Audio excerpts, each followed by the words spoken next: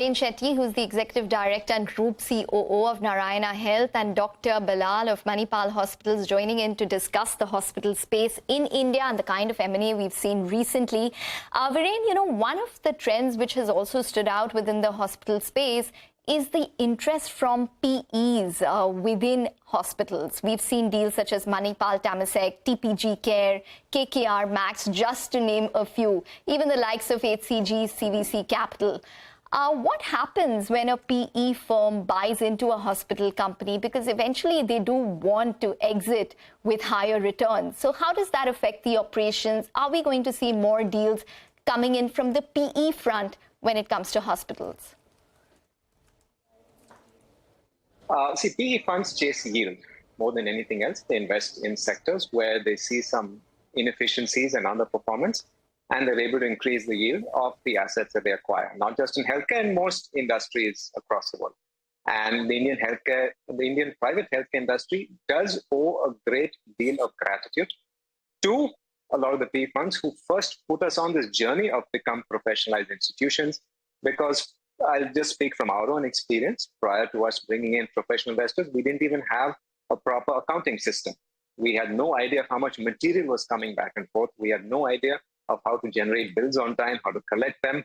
And so that discipline of being financially rigorous is something that PE funds bring to every hospital that they acquire, and that is of tremendous value.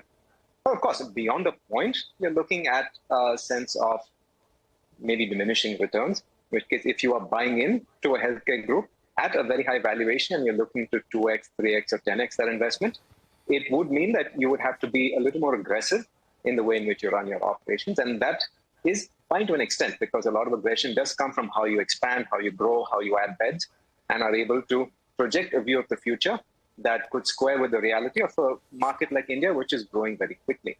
So I would say that it affects the operations in that it does cause hospitals to be more cost efficient, to be able to offer more services to charge, and to be more aggressive in their growth. Dr. Ballal, of course, on one hand, when PE investors get into a certain type of investment, they're looking at, tightening the ship or cost effectiveness, etc. But the other thing is structural growth drivers, right? And Ekta was pointing out a couple of growth drivers that the space is seeing, whether it's higher insurance penetration, pickup in medical tourism, which was missing for a very long time. But you tell us, going forward over the next couple of years, what do you see as the main growth driver for the hospital's business? I do agree with you. I think private equity has contributed a lot to growth of the healthcare sector. We have particularly been with private equity for quite some time. And as Viren mentioned, I think there is certainly a much better management, a tighter control of what's happening, and a more closer look of how the hospital is administered and how it grows. Everyone looks for return on the investment. So I think these are all needed for us to grow. The future, as I see, is one, certainly I think we'll have more healthcare awareness, hopefully more insurance penetration of bringing in more patients who require healthcare, and certainly more of medical value tourism. And hopefully at some point, there will be a percolation down of significant healthcare institutions to the tier 2 and tier 3 cities, which is bound to happen. Just like how it has happened with specialists, once a city like Bangalore is sort of saturated, we see a lot of specialists, nephrologists, cardiologists, so on and so forth, moving into other towns where there is growth. So I think this will be the pattern for the future. But I am quite optimistic that healthcare is here to grow, and it will grow significantly in the next few years. And it needs to grow in a large country like ours. And soon, hopefully, we'll be the healthcare givers for the world, like what the Western world was in the past. Point well taken, Dr. Ballal. Viren, I just wanted to probe a little further on this. While healthcare needs to grow, are there any trends that you're seeing? A certain kind of hospital is seeing a faster growth, or is there a latent need for something which you believe can be a growth driver in the future? I mean, we are all talking about specialty hospitals, we're all talking about general care hospitals, but anything specific that you see as maximum growth potential? See, there is a demand for healthcare that will continue unabated. But the problem that happens is that there are vast segments of the population that are simply not able to afford the sort of treatments that are being offered. And so when we look at our expansion, there is a need for tier 1 cities, There is a different sort of hospital that you create for tier 2, tier 3, and even in the tier 1 cities, there are different payer groups that you're going after. More than growth of people who have insurance or people who are flying in from abroad to get very high-end treatment done here, the greatest need is for the middle class, the lower middle class, and the poor farmers of this country, for whom there still needs to be a lot more cost rationalization. There still needs to be a lot more efficiencies brought in from the private sector to be able to service that. So we see that as some of the growth drivers for our group, which we call and has been termed as the missing middle.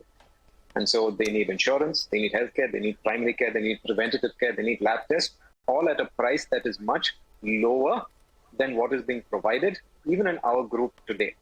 And so a lot of the effort that we're putting in is towards servicing that need. Now, it does not necessarily mean that we need to add more beds to achieve that, that we need to add too much more expensive infrastructure to achieve that. There is a lot of soft efforts that we need to do on our processes, on the way in which we discharge patients, process them, and the amount of throughput we can put in, that can help reduce our cost even further and take care of those patients. So we see a lot of growth coming in from India. I'm just going to interrupt and ask you, what's your plan when it comes to M&A? Are you looking to be acquired? Are you looking to acquire? Because Narayana has been relatively, I'm saying relatively, quiet as compared to the peers when it comes to M&A. Yeah. See, all of this costs money. And who pays for it at the end of the day? It's not Temasek or KKR. They're just lending money to the hospital group to do its expansion and so on. In the end, these costs are borne by the patient. And unless the things that we spend money on improve the healthcare outcomes for them, reduce the cost, allow us to do more with less, it doesn't make sense for us to spend huge amounts of money towards M&A. Now, it's not that we don't do M&A, we do. It's a lot smaller, it's a lot more gradual. But the things that we are pursuing are the cost reduction that is desperately required in this sector. Okay, cost reduction is the need of the hour in this sector. Got that. Viren and Dr. Ballal, pleasure speaking with you to understand what's happening in the business and what the way forward could look like. Appreciate your thoughts on CNBC TV18. Thanks a lot for joining us. Very much. Thank you.